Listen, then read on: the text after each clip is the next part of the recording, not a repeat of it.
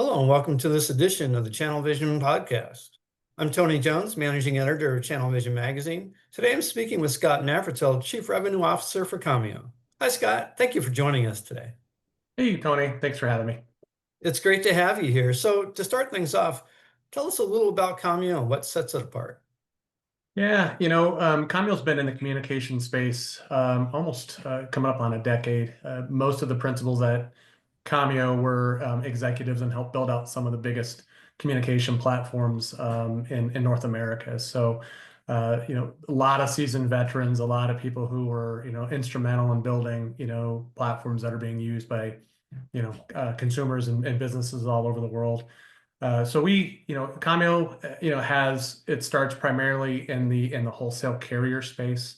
And so some people may recognize some of these other names, SIP routes, Vamp, Think, and then of course we've rebranded in 2021.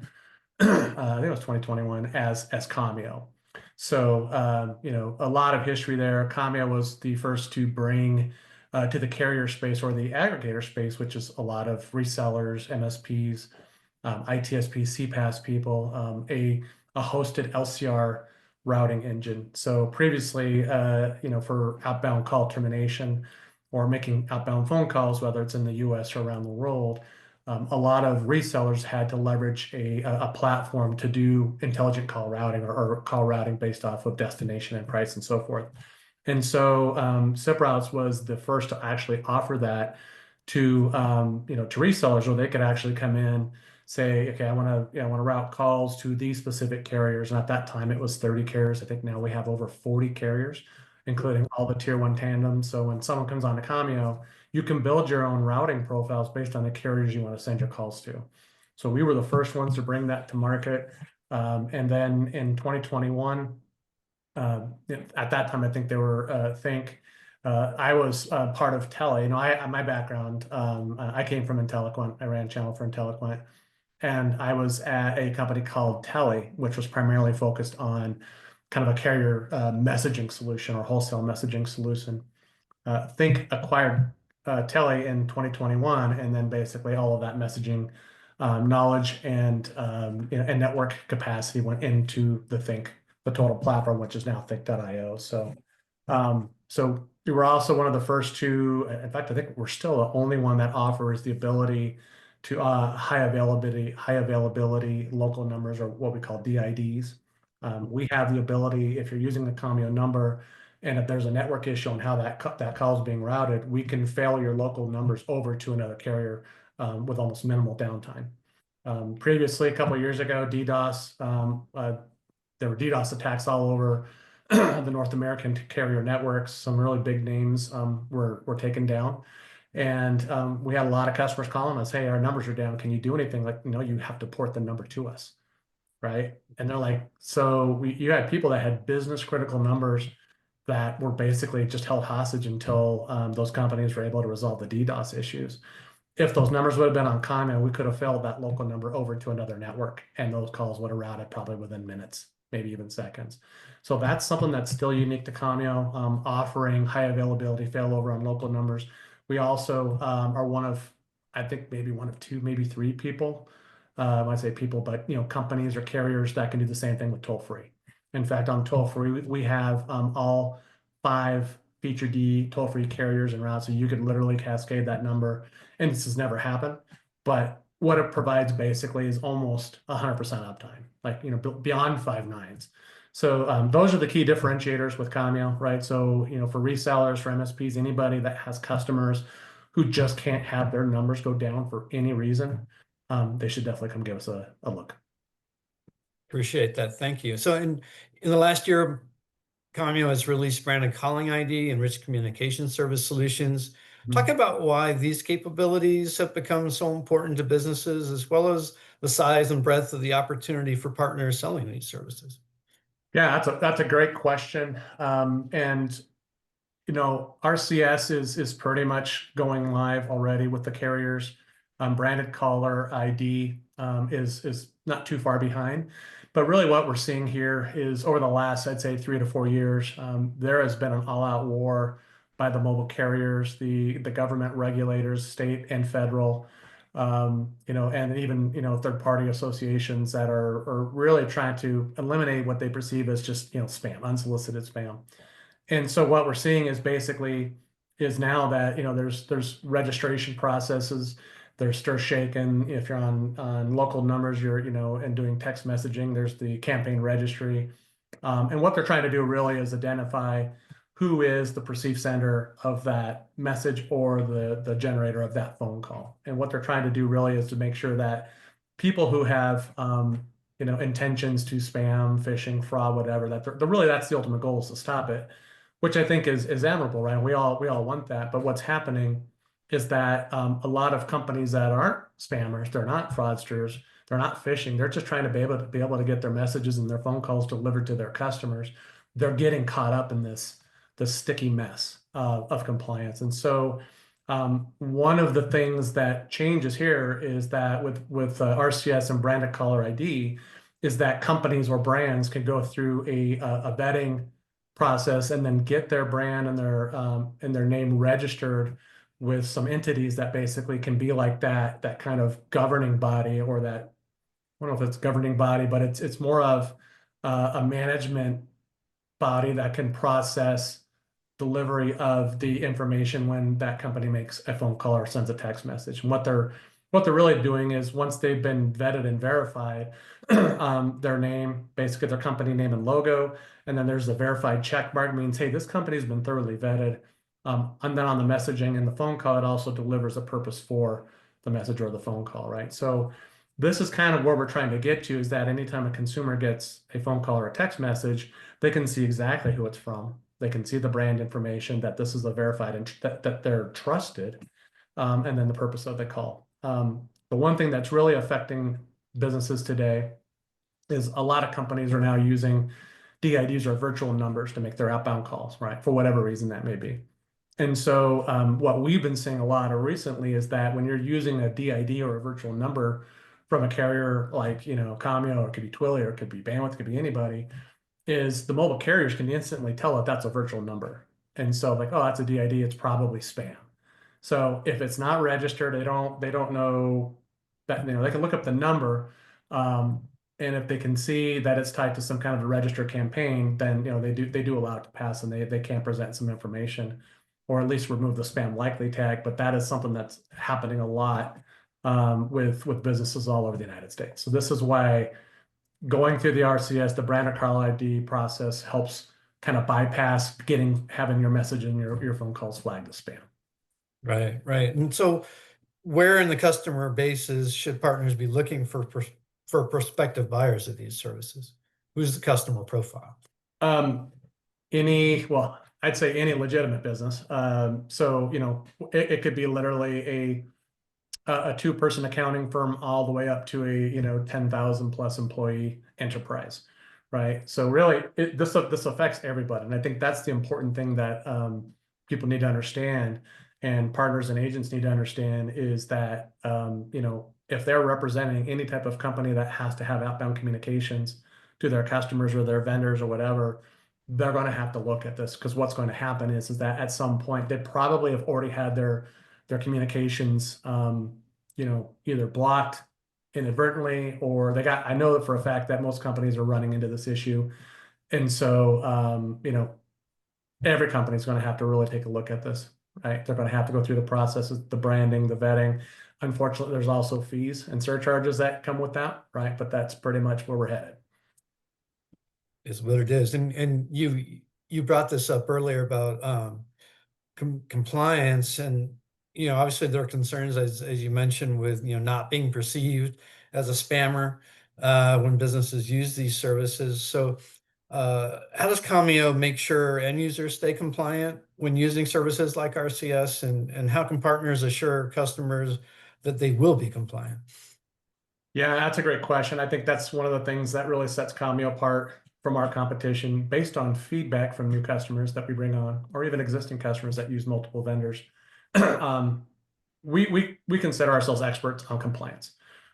We stay up to date. We sit on a lot of the panel discussions around compliance. Like, and it's not just, at the executive level, but all the way down into our customer service, our account management teams.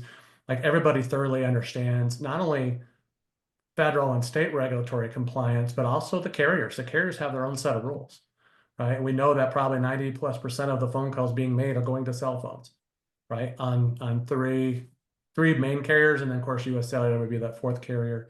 So the carriers have their own set of rules and their own AUP. So even though you say I'm fully compliant with TCPA and I align to the CTIA guidelines and I'm registered in the state of Texas and we're filtering out this or that, but your calls can still, or your messages can still be blocked at T-Mobile or Verizon because you're doing something that is not acceptable or is not aligned to them. And I think that's the other thing is that we understand not only the regulatory part, but we also bring in the knowledge of the carriers because we work with these carriers every day. We work with the DCAs every day on all of this stuff, and it's all use cases. So it's not like we just focus on a particular use case. We do everything from political to nonprofit to commercial, conversational. Then we have, of course, A2P marketing. That's a big one.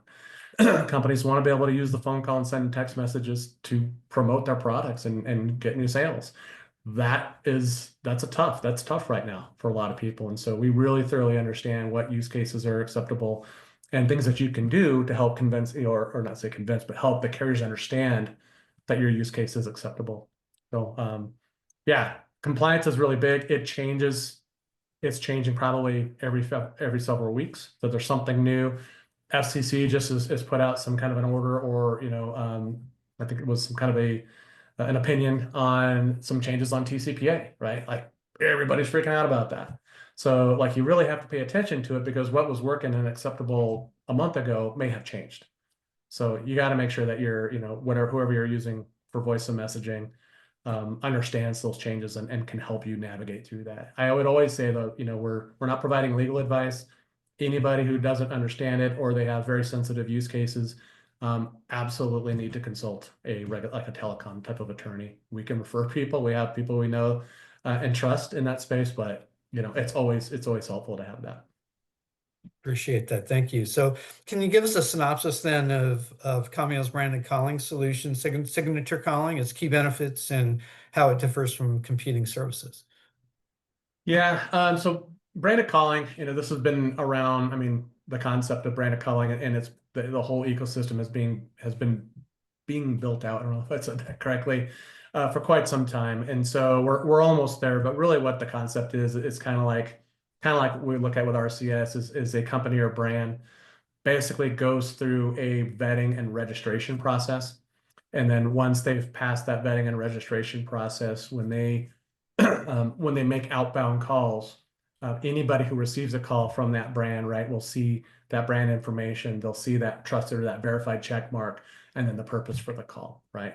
Versus a call that like they might be getting today from maybe even their doctor is coming in on a 7-digit number, and it can come up as unknown, or it can come up as spam likely, right? We have a lot of situations that we're aware of where consumers are getting, calls from, 10-digit numbers, toll-free numbers, even short codes that are being flagged as spam, and they're from their doctors. They're from their financial advisors. They're from their car. Their car's, hey, your car's done and you can pick it up. Well, I never got that because it got flagged as spam, so I didn't answer it.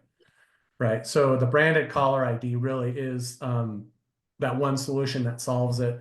And it solves it primarily for legitimate businesses, right? The ones who are the fraudsters, the ones who are overseas, they're not going to be able to go through this process. They're not going to get verified and vetted. And what'll happen, what we're anticipating, is that this could be the future, right? That, the only way you can actually be able to get your calls delivered without being flagged as spam or moved to an unknown senders folder in your phone is to have branded caller ID. And so how do we differ with it? Obviously, we're a carrier. We're very competitive when it comes to pricing, but we also understand all the processes, start to finish, of submitting your brand. What things that you need to have. We'll look at your submission. We'll go through that and tell you, okay, this might need to provide a little more color here. Don't mention that. Like we help customers navigate the registration and the vetting process. And then, of course, we're a carrier, so we provide number blocks. So a lot of the numbers that are going to be used for these phone calls, they can get from Commio. Again, huge footprint. And then one of the other things I think is important to know that, our branded caller ID solution. We're partnered with Numerical, and Numerical, if anybody Googles Numerical, they are pretty much at the tip of the spear for branded caller ID. And so not only we're partnered with Numerical, but we also our backbone for branded caller ID is Gartner's number one company. They're ranked best of breed for BCID transport. So you add all of that together, you get a total solution that's it's competitive, but it works, and you have someone that's going to help you navigate the process. I think that's the big key there for a lot of companies. They don't know what the stuff is. Like, I didn't know I had to do this. Great, no problem. And eventually everybody's going to have to do this, but let's start here. We'll start with this, and we'll just walk you through the process.